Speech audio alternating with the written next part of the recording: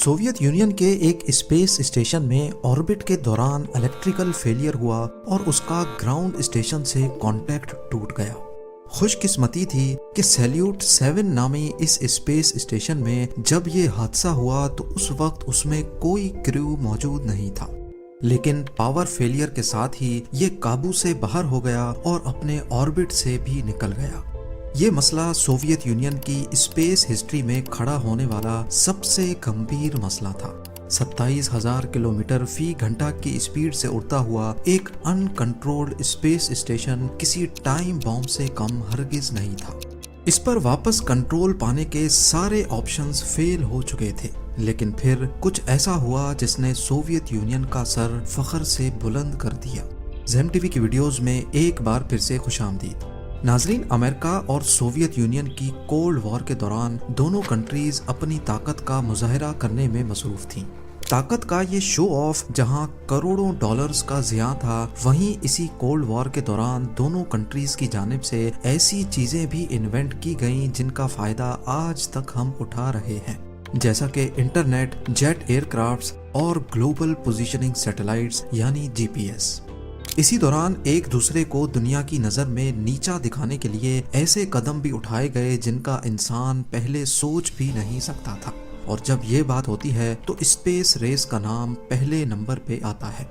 दोनों कंट्रीज एक दूसरे से इतनी ज्यादा पोजेस हो चुकी थी कि इनका मकसद ज्यादा से ज्यादा स्पेस मिशंस लॉन्च करना था। इसी रेस के दौरान 1970s में दोनों कंट्रीज की जानिब से कई स्पेस स्टेशंस लॉन्च किए गए, जिनका मकसद स्पेस में मुख्तलिफ चीज़ों पर रिसर्च करना था। सोवियट्स के स्पेस स्टेशंस को सैल्यूट का नाम दिया गया, जबकि USA ने अपने स्पेस स्टेशन प्रोग्राम को स्काई लैब का नाम दिया।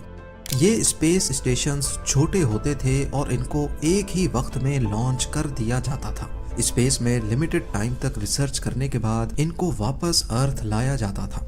अब कंपटीशन ये था कि कौन ज्यादा से ज्यादा वक्त तक अपने एस्ट्रोनॉट्स को स्पेस स्टेशन में स्टे करवाएगा। दोनों के बीच टसल इतना गहरा था कि जब USA ने अपने स्पेस क्रू को एस्ट्रोनॉट्स का नाम दिया तो सोवियट्स ये नाम भी इस्तेमाल नहीं करना चाहते थे, बल्कि उन्होंने अपने स्पेस क्रू को कॉस्मोनॉट्स का नाम दिया। 1980s में सोवियत यूनियन ने USA को सबक सिखाने के लिए इन छोटे छोटे स्पेस स्टेशन से हटकर एक फुल फ्लेज बड़ा मीर स्पेस स्टेशन बनाने का फैसला किया। इसकी डेवलपमेंट में काफी डिले हो चुका था और उस वक्त उनका सैल्यूट 6 स्पेस स्टेशन स्पेस में अपना टाइम पूरा कर चुका था। लिहाजा जब तक वो मीर स्पेस स्टेशन लॉन्च करते, सोवियत ने सैल्यूट 7 स्पेस स्टेशन लॉन्च कर डाला, क्योंकि वो इस टाइम के दौरान स्पेस में अपनी प्रेजेंस बनाए रखना चाहते थे। सैल्यूट 7 की खास बात ये थी कि इसमें आगे और पीछे डॉकिंग पोर्ट्स रखे गए थे। इन डॉकिंग पोर्ट्स की मदद से ऑर्बिट के दौरान इनके साथ दूसरा स्पेस क्राफ्ट आकर अटैच हो सकता था, जिससे क्रू की रोटेशन और सप्लाईज की डिलीवरी एक ही वक्त में मुमकिन थी। अप्रैल 1982 में सैल्यूट 7 को प्रोटॉन रॉकेट के जरिए लॉन्च किया गया और 13 मई को इसमें क्रू को एक मिशन के लिए भेजा गया, जिसमें उन्होंने 211 दिन रहकर एक नया वर्ल्ड रिकॉर्ड बना दिया। इनका टास्क 28 kg वजनी एक रेडियो सैटेलाइट को स्पेस स्टेशन के ट्रैश एयर लॉक के जरिए लॉन्च करना था। ये किसी भी मैन्ड स्पेस व्हीकल से लॉन्च होने वाली पहली कम्युनिकेशन सैटेलाइट थी। सैल्यूट 7 का पहला साल तो कामयाब गुजरा, लेकिन उसके बाद एक एक करके रुकावटें पैदा होती गईं। 9 सितंबर 1983 को कॉस्मोनॉट्स ने एक फ्यूल टैंक में जीरो प्रेशर नोटिस किया। ये किसी भी तरह नॉर्मल नहीं था, क्योंकि जीरो प्रेशर का मतलब है कि एक टैंक बिल्कुल खाली हो चुका है। जांच पड़ताल के बाद स्पेस स्टेशन के बाहर फ्यूल लीकेज का स्पॉट ढूंढ लिया गया। आपको यहाँ बताते चलें कि स्पेस में एटमॉस्फेरिक प्रेशर ना होने की वजह से स्पेस स्टेशन में अगर सुई जितना भी सुराख होगा तो स्पेस का वैक्यूम उसमें से सब कुछ खींच लेगा, और ऐसा ही सैल्यूट 7 के फ्यूल टैंक के साथ हुआ था। ये सुराख मजीद डैमेज ना करे, इसीलिए इसको वक्त पर बंद करना बहुत जरूरी था, लेकिन बदकिस्मती से कॉस्मोनॉट्स के पास कुछ टूल्स की कमी थी। ग्राउंड स्टेशन ने सिर्फ टूल्स की डिलीवरी के लिए सैल्यूट 7 तक एक दूसरा स्पेस क्राफ्ट लॉन्च किया, जिसको सैल्यूट 7 से जाकर डॉक होना था। اس میں ایکسٹرا کریو اور ضرورت کے ٹولز بھی موجود تھے۔ یہ ریپیئر اس دور کا بہت کمپلیکس ریپیئر ورک سمجھا جاتا ہے جس میں کاسموناٹس کو اسپیس اسٹیشن سے باہر جا کر ویلڈنگ کرنی تھی۔ اسپیشل ٹولز اور پولڈ ویلڈنگ کی مدد سے آخر کار فیول ٹینک کے سوراخ کو بند کر دیا گیا۔ سیلیوٹ 7 کی یہ ریپیئر بہت امپریسو تو تھی، لیکن آنے والی مشکل ان کے سکھ کے سانس کو مصیبت میں بدلنے والی تھی۔ 1984 میں سیلیوٹ 7 کے کاسموناٹس اسپیس اسٹیشن کو آٹو پائلٹ موڈ پہ رکھ کر سویوز اسپیس کرافٹ کے ذریعے واپس ارتھ آ گئے۔ اب اسپیس اسٹیشن کی مانیٹرنگ سوویت گراؤنڈ ٹیم کی ذمہ داری تھی جو کہ یہ کام ریموٹلی کر رہی تھی۔ کاسموناٹس کے لوٹنے کے چند مہینوں کے بعد 11 فیب 1985 والے دن اچانک سیلیوٹ 7 کا گراؤنڈ اسٹیشن ٹیم کے ساتھ کانٹیکٹ ٹوٹ گیا۔ فالٹ لاگز میں دیکھا گیا تو معلوم پڑا کہ آربٹ میں موجود سیلیوٹ 7 کے اندر کسی قسم کا الیکٹریکل سرج ہوا ہے۔ گراؤنڈ ٹیم نے رابطہ واپس سے بحال کرنے کے لیے سیکنڈری کمیونیکیشن سسٹم ایکٹیویٹ کر دیا۔ اب سیلیوٹ 7 کے ساتھ کانٹیکٹ تو بحال ہو گیا، لیکن اس کے فوراً بعد ایک دوسرا الیکٹریکل سرج ہوا اور اب اسپیس اسٹیشن کے ساتھ ہر قسم کا کانٹیکٹ ٹوٹ گیا۔ نہ صرف اتنا بلکہ وہ اپنے آربٹ سے بھی ہٹ گیا، جو کہ سوویتس کے لیے ایک خطرناک لمحہ تھا۔ 16 میٹر لمبا اسپیس اسٹیشن بنا کسی کریو کے بالکل خاموش اور آؤٹ آف کنٹرول ہو چکا تھا۔ یہ خبر جب یو ایس اے تک پہنچی تو ان کے لیے اس سے اچھا موقع نہیں تھا۔ یو ایس اے چاہتا تھا کہ وہ اپنے کارگو بے شٹل کی مدد سے سیلیوٹ 7 کو کیپچر کر کے واپس ارتھ تک لائے اور پھر دنیا کی نظر میں ہیرو بن جائے۔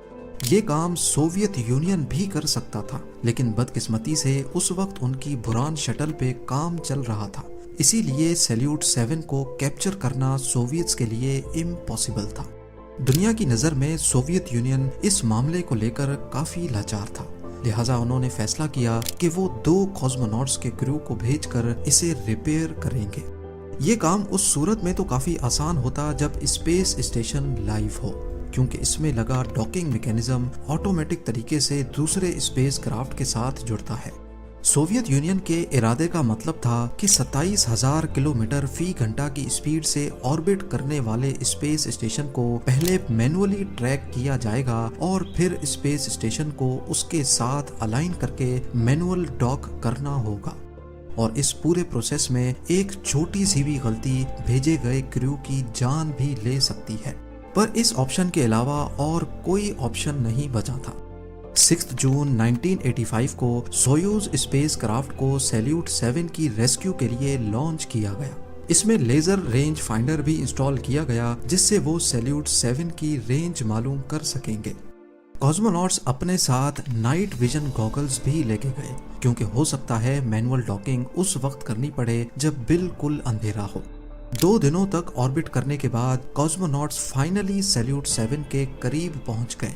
سب سے پہلی چیز جو انہوں نے نوٹس کی وہ مس الائنڈ سولر پینلز تھے، جس کا مطلب تھا کہ الیکٹریکل سسٹم مکمل طور پہ فیل ہو چکا ہے، کیونکہ اسپیس کرافٹس میں لگے سولر پینلز الیکٹریکل ایکٹویٹرز کے ساتھ جڑے ہوتے ہیں جو سولر پینلز کی پوزیشن ہر وقت سورج کی طرف رکھتے ہیں۔ لیزر رینج فائنڈر کی مدد سے کریو نے پہلے خود کو سیلیوٹ 7 کے ساتھ الائن کیا اور پھر اس کی روٹیشن کو اپنے اسپیس کرافٹ کی روٹیشن سے میچ کر کے وہ آہستہ آہستہ اسپیس اسٹیشن کے قریب جاتے گئے، اور فائنلی وہ سویوز کو سیلیوٹ 7 کے ساتھ مینول ڈاک کرنے میں کامیاب ہو گئے۔ اب وہ مرحلہ آ چکا تھا جس کا سب کو انتظار تھا، کیونکہ کسی کو بھی معلوم نہیں تھا کہ سیلیوٹ 7 کیوں بند ہوا تھا اور اس کے اندر کون سا خطرہ چھپا ہوا ہے۔ ڈاکنگ کے بعد جب انہوں نے سیلیوٹ 7 کا ہیچ کھولا تو فوراً ان کو سخت ٹھنڈی ہوا کا جھونکا محسوس ہوا، کیونکہ کافی عرصے تک سیلیوٹ 7 کا پاور لاس ہو رکھا تھا، اسی وجہ سے اندر کا ہیٹنگ سسٹم بھی بند تھا۔ اندر بالکل اندھیرا اور ہر چیز جمی ہوئی پائی گئی۔ -150 ڈگری سیلسیس کا ٹیمپریچر جس کے لیے سیلیوٹ 7 کا انٹیریئر ڈیزائن ہی نہیں کیا گیا تھا۔ دونوں کاسموناٹس نے گرم کپڑے پہنے اور تینوں ہیچز کھول کر سیلیوٹ 7 کے اندر چلے گئے۔ ان کے پاس ایئر کوالٹی ٹیسٹر بھی تھے جس میں کاربن مونو آکسائڈ کی کوانٹٹی بہت زیادہ شو ہو رہی تھی، جو اس بات کا اشارہ تھی کہ یہاں آگ لگی تھی۔ दोनों कॉस्मोनॉट्स को सांस लेने में भी दुश्वारी हो रही थी क्योंकि सैल्यूट 7 का सर्कुलेशन सिस्टम काम नहीं कर रहा था। उन दोनों के सांस में मौजूद कार्बन डाइऑक्साइड अंदर के माहौल को और ज्यादा डेंजरस बना रहा था। इसीलिए उन्होंने फैसला किया कि एक वक्त में सिर्फ एक कॉस्मोनॉट ही सैल्यूट 7 के अंदर रहेगा। दोनों क्रू के लिए सप्लाईज का भी बहुत बड़ा इशू था। इनके पास सिर्फ 8 दिनों का खाना पानी था। अगर वो थोड़ा थोड़ा भी इस्तेमाल करेंगे तो खींच खींच के उनके पास सिर्फ 12 दिनों की सप्लाईज थी।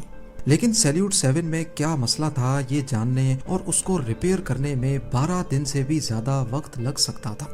खैर, जब इलेक्ट्रिकल सिस्टम में ट्रबल शूटिंग शुरू की गई तो मालूम पड़ा कि सिर्फ एक अकेले सेंसर के खराब होने की वजह से पूरा स्पेस स्टेशन बंद हुआ है। ये सेंसर बैटरीज में लगता है जो इनको ओवर चार्जिंग से बचाता है। जब ये खराब हो गया तो ये बैटरीज को चार्ज होने ही नहीं दे रहा था और आखिरकार बैटरीज पूरी तरह से ड्रेन हो गई और पूरा सिस्टम ही बंद हो गया।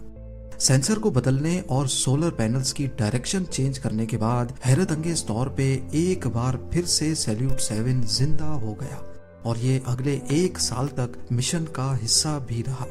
ये वो वक्त था जब सोवियत यूनियन ने अपना सबसे बड़ा स्पेस स्टेशन मीर भी लॉन्च कर दिया था, जिसके बाद सैल्यूट 7 की कोई जरूरत तो नहीं थी, लेकिन इसके बावजूद भी इसको ऑर्बिट में ही रखने का फैसला किया गया। मीर के क्रू ने स्पेस क्राफ्ट के जरिए सैल्यूट 7 तक भी ट्रेवल किया और स्टेशन टू स्टेशन ट्रांसफर करके एक नया वर्ल्ड रिकॉर्ड भी बना लिया। सोवियट्स सैल्यूट 7 को मजीद स्पेस में रखना चाहते थे। इसके लिए उसको 475 किलोमीटर के हायर ऑर्बिट में भेज दिया गया, लेकिन 1991 में सोवियत यूनियन के कोलैप्स के बाद फंडिंग इश्यूज और दूसरे मसाइल की वजह से सैल्यूट 7 से ध्यान हट गया और वो अपना ऑर्बिट कम करता करता एक दिन अर्थ के एटमॉस्फेयर में अनकंट्रोल्ड री एंट्री कर बैठा और साउथ अमेरिका के ऊपर टुकड़ों टुकड़ों में बिखर गया। इस तरह सोवियत यूनियन के आखिरी सैल्यूट स्पेस स्टेशन का दी एंड हो गया। उम्मीद है जेम टीवी की ये वीडियो भी आप लोग भरपूर लाइक और शेयर करेंगे। आप लोगों के प्यार भरे कमेंट्स का बेहद शुक्रिया। मिलते हैं अगली शानदार वीडियो में।